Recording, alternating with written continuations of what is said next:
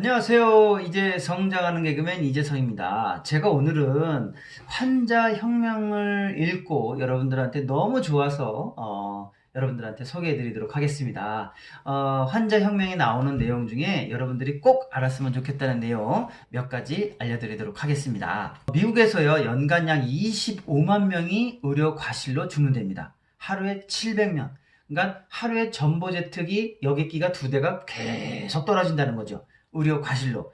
그 중에서 의약품의 부정적 효과로 사람들이 죽는데 무려 약 10만 명이 죽는다고 합니다. 1년에. 대표적으로 마이클 잭슨, 휘스튼 휴스턴, 엘비스 프레슬리. 그 유명한 사람들도 올바른 의약품을 받았는데도 불구하고 부정적 효과 때문에 죽었다는 거죠. 그러니까 의약품을 전적으로 믿지 말아라, 이런 얘기를 하고 있습니다. 병원에서는 비타민을 처방하지 않는다고 합니다. 왜냐하면 비타민을 누구나 만들 수 있어요. 특허물질이 아니기 때문이죠. 그렇기 때문에 이윤이 박해요. 그래서 이윤이 많이 남는 의약품만 처방한다는 거죠. 이번에는 유전 얘기인데요. 사람들이 보통 그러잖아요. 우리 아버지가 걸려서 나도 그래. 보통 근데 그 유전이 만약 그렇다면 아버지가 병 걸려서 나도 병 걸려서 우리 자식도 병 걸려서 그러면요, 인류는 멸망했다는 거죠. 멸종했다는 거죠. 아니, 2대, 3대만 지나도 벌써 병들이 쫙 커져가는데 수만 년 동안 인류가 어떻게 살아남았겠습니까? 그래서 실험을 했대요.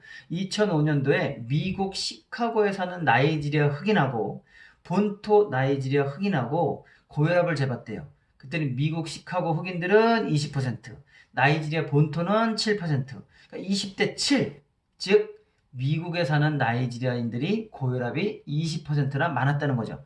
뭔 얘기입니까? 환경의 차이라는 거죠. 패스트푸드를 많이 먹었더니 고혈압에 걸리더라. 중국에 패스트푸드가 진출한 지 10년 만에 고혈압 환자가 2배로 늘어났다고 합니다. 진짜 악순환인데, 심장마비를 예방하기 위해서 먹는 콜레스테롤 약 리피도가 당뇨병 발병률을 무려 50%를 증가시킨다고 합니다. 또 당뇨약 아반디아가 심장마비를 일으켜 2만 명이 사망했다고 합니다. 그러니까 콜레스테롤 약을 먹고 당뇨병이 생기고, 당뇨병 약을 먹었더니 심장마비를 유발하고, 완전히 악순환인 거죠. 그래도 드시겠습니까? 척추 수술 받으신 분들 있죠. 이 책에서 뭐라 그러냐면, 척추 수술 받은 사람하고 척추 수술을 안 받은 사람하고 통증이 이렇게 있는데 1년을 비교했을 때는 거의 비슷하더라. 처음에는 수술 받은 사람이 통증이 낮아지지만 1년 후에는 거의 같더라. 수술 받으시겠습니까? 안 받으시겠습니까? 1년 후에는 똑같아지는데. 이 책에서 소개하는 독소 배출하는 식사 방법이 있는데요. 아침에 일어나서 과일을 드시고 한두 시간 있다가 단백질 드시고, 점심도 과일을 먼저 드시고 한두 시간 있다 단백질이나 전분을 드시고. 근데 여기서 중요한 거는 단백질과 전분, 즉 단백질과 밥, 탄수화물, 국수, 뭐 빵 이런 걸 같이 먹지 말래요. 고기랑. 이 소화가 굉장히 어려운 구조라는 거예요. 소화가 잘 안 되는 거죠. 그런데 거기다가 디저트로 과일까지 드십니다. 이 과일은 빨리 소화돼서 이렇게 뚫고 내려가는데 이것들이 막고 있으니까 이 안에서 부패가 시작한다는 거죠. 그래서 결국은 배가 더부룩해지거나 가스가 찬다는 거죠. 방구도 나오고. 그래서 순서를 단백질 먼저 드시는 게 아니라 과일 먼저 드시고 단백질 드시고, 과일 먼저 드시고 탄수화물 드시고. 독감 예방 20%밖에 효과가 없다. 이 정도 차이는 다시 개인의 면역력 차이지, 독감 주사를 맞는다고 크게 달라지는 건 아니다. 그러면서 이 감기에 안 걸리고 병에 안 걸리기 위해서 이분은 굉장히 중요한 거, 이 환자혁명 책에서 이거 먼저 읽어라 하고 강조하시는 부분이 바로 수면입니다. 수면을 굉장히 강조하셨어요. 시간이냐면 유치원생은 10시간에서 14시간. 그러니까 9시에 재워서 6시에 일어나도 6시간, 9시간, 9시간밖에 못 자는 거예요. 그러니까 9시에 재워서 7, 8시에 일어나야 되는 거죠. 초중고는 9시에서 11시간. 저 같은 성인들은 7시간에서 8시간. 이 정도는 자야 된다는 겁니다. 근데 수면제를 말씀하시는데, 수면제 자낙스나 레스토리를 3개월 복용하잖아요. 그러면 알츠하이머 발병률이 32%가 증가하고요. 수면제를 6개월 동안 드시는 분들은 무려 84%가 증가합니다. 그래도 수면제를 드시겠습니까? 억지로 웃어라. 억지로 웃는 것도 스트레스를 해소하는데 효과가 있다. 이건 진짜 그거 맞아요. 여러분들, 아주 레몬 있잖아요. 레몬을 오른쪽에 있다 생각해 보세요. 그리고 까요. 그리고 입으로 탁 물어요. 그러면 입 안에서 막 쉬어가지고 침이 쫙 나옵니다. 지금 저도 침이 나오는데. 이게요, 진짜 먹었습니까? 안 먹었습니까? 가짜로 먹었죠. 그런데도 이 뇌는요, 작동을 한다는 거죠. 그래서 억지로라도 웃어라. 그리고 이 부분이 굉장히 지금 논란이 많이 되고 있습니다. 예방접종, 백신인데요. 이분은 너무 어렸을 때 예방접종 맞는 것을 좀 반대합니다. 어렸을 때 예방접종을 많이 놔서 과연 좋을 게 뭐가 있느냐. 이거에 대해서 지금 갑론을박이 굉장히 심합니다. 근데 솔직히 저도 예방접종 좀 반대예요. 그러니까 어쩔 수 없이 나라에서 맞히는 거. 그런 거는 뭐 어쩔 수 없이 맞히지만 선택사항 있는 예방접종, 특히 감기, 독감, 특히 이제 자궁경부암도 말씀하시는데 그런 거 맞아서 효과가 없다. 오히려 그것 때문에 어떤 일이 벌어지느냐? 우리나라 어린이들 자폐 증가율이 1위라고 합니다. 아토피, 천식, 알레르기, 소아당뇨, 소아암까지 모두 증가했다고 합니다. 물론 이게 예방접종, 백신 때문에 그런 건 아니죠. 여러 가지 이유가 있겠죠. 하지만 이분은 그것도 영향이 있을 수 있다. 그건 저도 동감합니다. MSG, 요즘에 어떤 방송 때문에 먹어도 돼, 먹어도 된대, 상관없대 이렇게 또 다시 논란이 일어나고 있는데요. 그런데 이 MSG의 주 성분이 뭐냐를 알아봐야 되겠죠. 주 성분은 글루탐산인데요. 글루탐산은 우리 뇌에 많이 들어있는 뇌 신경 전달 물질이라고 합니다. 근데 뇌에 존재하는 자연 물질 중 가장 독성이 강한 물질인데 이 위험한 물질을 왜 우리 뇌에다가 간직하고 있을까요? 뇌 발달 과정에서 가장 중요한 역할을 하고 있기 때문이랍니다.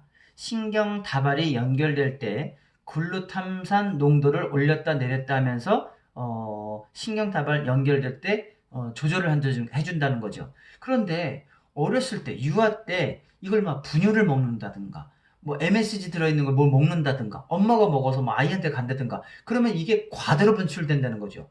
그러면 과다로 분출됐을 때 어떤 일이 벌어지느냐?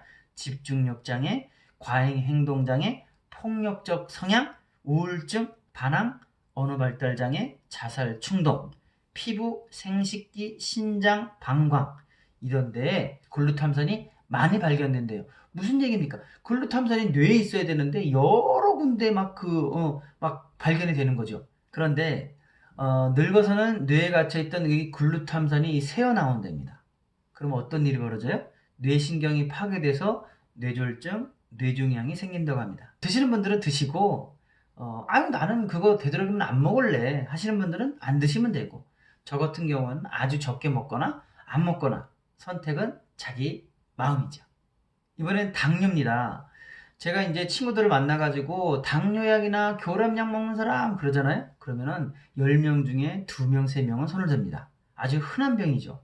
근데 이 당뇨는요, 혈당을 굉장히 중요시 하잖아요. 근데 혈당을 낮추려고 주사한 인슐린 때문에 당뇨병이 더 어렵다고 합니다. 혈중 인슐린이 높은 것이 문제인데 거기에다가 인슐린 주사까지 놔요.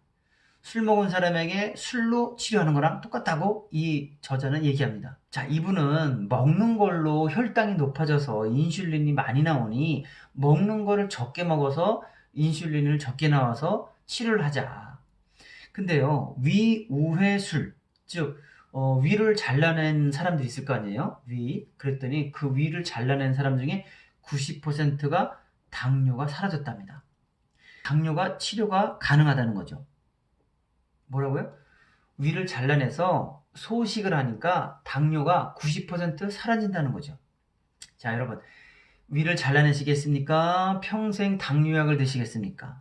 저 같으면 조금 먹고 당뇨, 즉 오줌에서 당이 안 나오게 하겠습니다. 다음은 고혈압 얘기입니다. 고혈압은요, 아주 단순한 논리인 것 같습니다. 심장이 있습니다. 뜁니다. 우리 몸 안에는 12만 킬로의 혈관이 있습니다. 500g만 살이 쪄도 3kg가 혈관이 늘어난답니다. 그러니까 살이 찌면 당연히 3kg만큼 혈액을 보내야 되니까 혈압이 높겠죠. 그래서 뚱뚱하신 분들이 혈압이 높습니다. 또 나이 드신 분들이 혈압이 높습니다. 왜요? 혈관이 12만 킬로까지 가야 되는데 젊었을 때는 혈관이 넓지 않습니까? 그러니까 얘가 보통만 뛰어도 막 갑니다. 저 끝까지. 근데 나이가 드셨어요. 혈관에 찌꺼기들이 찹니다. 그러면 얘가 저 12명까지 뒤로 보내려면 어떻게 됩니까? 그 혈관을 뚫고 지나가야 되지 않습니까? 그러니까 얘가 많이 뛰겠죠. 뭐라고요? 나이 드시면 당연히 고혈압이 될 수밖에 없습니다. 열심히 더 뛰어야 저기까지 보내니까요. 12만 킬로를. 그런데 혈압이 높다고 심장을 못 뛰는 약을 먹습니다. 그럼 어떻게 되겠습니까? 심장이 천천히 뛰어요. 저기까지 갑니까? 못 갑니까? 못 가죠. 그러면 팔다리가 당연히 저리죠. 그러면 심장이 약해지잖아요? 그럼 심장 또 튼튼해지라고 또 심장약을 먹습니다. 또 심장약을 먹으면 또 당뇨약을 먹고, 당뇨약을 먹다 보면 또 심장약을 먹고, 악순환이 계속 반복되는 거죠. 제가 이런 얘기를 합니다. 그러면 친구들한테 이런 얘기를 하면, 야, 알았어. 네가 의사야? 네가 얼마나 잘 알아? 그러니까 너나 잘 알아라고. 그러면서 시간이 지나서 나중에 그 친구들은 혈압약이나 당뇨약을 먹는 거죠. 저는 지금까지 단 한 번도 먹어본 적도 없고 검사 맡은 적도 없습니다. 한 번도 심장에 무리가 온 적이 없었으니까요. 그런데 이 혈압약 부작용으로 역류성 식도염, 치매, 관절염 등이 빠른 속도로 증가하고 있습니다. 세상에 이거보다 더 좋은 마케팅이 있을까요? 한 번 먹으면 평생 먹어야 합니다. 최고의 마케팅이죠. 콜레스테롤 듣기만 해도 낮춰라, 먹으면 안 된다, 달걀 먹지 마라, 새우 먹지 마라, 이런 얘기들이 많았습니다. 근데 이 콜레스테롤은 이 간에서 80%, 먹는 음식에서 20%가 만들어진다고 하는데, 그런데요, 이 간은요, 이 먹는 게 막 40% 들어오잖아요. 그럼 만드는 양을 줄인다고 합니다. 조금 들어오잖아요. 여기서 더 만든다고 합니다. 그런데 저도 처음 알았어요. 이 뇌의 주성분이 콜레스테롤이라고 합니다. 그런데 콜레스테롤을 낮추는 약을 먹어요. 그러면 주성분이 90%인데 그걸 낮춰요. 그럼 뇌는 어떻게 될까요? 뇌가 띵하고 멍하고. 그래서 치매 증가율이 1980년대부터, 즉 콜레스테롤을 낮추는 약이 나온 다음부터는 어마어마하게 증가하고 있다고 합니다. 그리고 제가 평상시에 이제 건강 공부를 많이 해서 좋은 점이 여기에 있었습니다.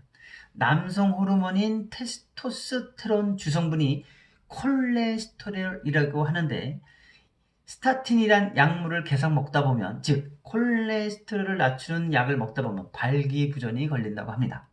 여러분, 저는 안 먹습니다. 한 알도 먹은 적이 없습니다. 콜레스테롤 약을 먹으면 발기부전을 유발한다고 합니다. 저는 안 먹어요. 그래서 이분은 콜레스테롤을 낮추는 약이 필요한 환자가 아니라면 햇빛을 쬐일 때 나오는 비타민 D를 먹거나 햇빛을 많이 쬐거나 그 다음에 충분한 수면, 숙면을 강조하셨습니다. 먹는 거와 마찬가지로. 그러니까 쉬거나 햇빛을 많이 먹거나 운동을 하거나 이러면 콜레스테롤은 적정한 수준을 유지한다는 거죠. 그리고요, 제가 참 밝히기 좀 쑥스러운 부분인데, 제가 아랫배가 좀 나왔거든요. 근데 저는요, 술도 안 먹고, 담배도 안 먹고, 특히 뭐 과식도 안 하고, 밤에 많이 먹지도 않는데, 아랫배가 계속 몇 년째 안 없어지는 거예요. 그래서 이상하다. 그랬더니, 이게요, 제가 좋아하는 건데, 떡, 밥, 국수, 칼국수, 라면, 이런 것들을 먹다 보면 아랫배에 지방이 많이 쌓인다는 거죠. 근데 당이 몸에 필요한 만큼 돌아다니다가 남는 것들은 다 지방에다 몰아넣는다는 거예요. 그리고 또 제가 진짜 잘못 알고 있었던 건데, 저는 과일이 몸에 좋다니까 많이 먹었어요. 뭐 막 사과, 뭐 귤, 뭐 이런 거 있을 때마다 몇 개씩 먹었거든요. 근데 이게 필요한 만큼 싹 몸에 흡수되고 나면 다 어디로 간다고요? 아랫배에 쌓인다는 거예요. 즉 당을 많이 먹으면 아랫배, 똥배는 안 없어진다, 이 말이지요. 암 생존율에 대해서 말씀드릴게요. 미국 질병통제센터는 2016년 하루에 4,620명이 암에 걸리고 1,644명이 암으로 사망한다고 합니다. 하루에. 미국 인구가 뭐 워낙 많지만요. 그런데 종류에 따라서 다르지만 한 달 항암제 비용이 보통 $10,000에서 $20,000. 굉장히 비싸죠. 이렇게 비싼 항암제를 쓰는데도 불구하고 이만큼씩 죽어요. 효과가 있다면, 이렇게 비싸다면 효과가 있어야 되잖아요. 그런데도 이렇게 죽어요. 그리고 계속 환자들은 늘어나요. 만약에 제가 암에 걸린다면 저는 항암제 안 쓸 겁니다. 그냥 뭐 죽으면 죽을 수도, 뭐 죽어야죠. 뭐 어떻게 해요. 그런데 뭐 TV를 봐서 영화를 보면 알지 않습니까? 머리카락이 다 빠지거나 막 얼굴이 하얘지거나 막 피똥을 싸거나, 아니 암만 줄였을 뿐이지 다른 모든 장기들은 다 피폐하게 만드는 거죠. 그게 과연 좋은 걸까요? 저는 모르겠습니다. 저는 안 할래요. 그리고 암 생존율은요, 이 사람들이 아주 묘한 말장난을 했습니다. 암 치료라는 말 대신에 5년 생존율이라는 거를 쓰기 시작했죠. 즉, 5년 하루만 살아도 생존율이 굉장히 높아진다는 겁니다. 그리고 항암제를 이렇게 많이 쓰잖아요. 그럼 의사들이나 병원에 리베이트를 많이 준대요. 뭐 이런 내용들은 이 책에 많이 담겨 있습니다. 그래서 제가 강조하는 것은 이 환자혁명을 꼭 읽어보십시오. 그러면 이보다 더 자세한 내용들을 알 수가 있습니다. 땡땡에 들어가는 말을 맞춰보세요. 땡땡은 카우보이가 모델하기 전에 의사가 모델이었다. 식사 후 소화를 돕는다고 땡땡을 권장하기도 했다. 미국에서는 1960년대까지 땡땡은 건강식품이었다. 뭔지 아세요? 담배입니다. 담배를 5, 60년 전에는 건강식품이었고요. 식사 후 소화를 돕는다는 권장식품이었고요. 또 의사가 모델이었습니다. 담배가요. 지금은 건물 자체에서 못 피게 하는데, 과연 지금 우리가 먹고 있는 치료제들이 50년, 60년 뒤에도 과연 바른 치료제였어 할 수 있는 약품이었을까, 이런 생각을 해보면서 오늘 마무리하도록 하겠습니다. 여러분 건강하십시오. 꼭 읽어보세요.